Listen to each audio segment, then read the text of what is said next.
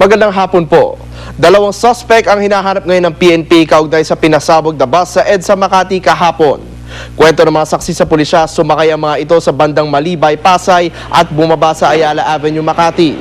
May hawak na ang Southern Police District na CCTV video ng MMDA sa Ayala area pero hindi pa raw ito kumpleto.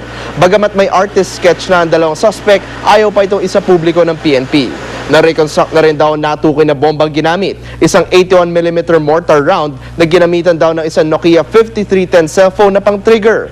Isinumite na sa Philippine Bomb Data Center ang reconstructed parts nito para makatulong sa pagtukoy kung sino ang posibleng responsable sa pangyayari. Sa pagdinig naman sa Senado, tinalakay ang mga posibleng anggulo na naganap na bus blast kahapon.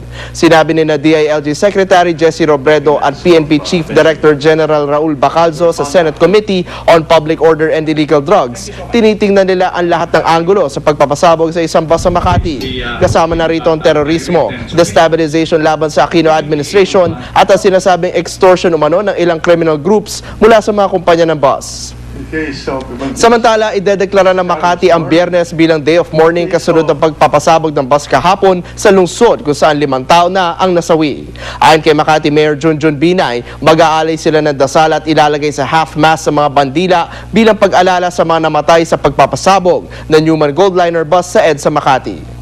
Mula sa Tahanan ng Katotohanan, ako po si James Velasquez. Bilang ng mga nasawi sa pagsabog sa bus kahapon sa EDSA Buendia, umakyat na sa 5. Pulisya, nakaalerto sa mga bus terminals, pati seguridad sa MRT, pinaiting.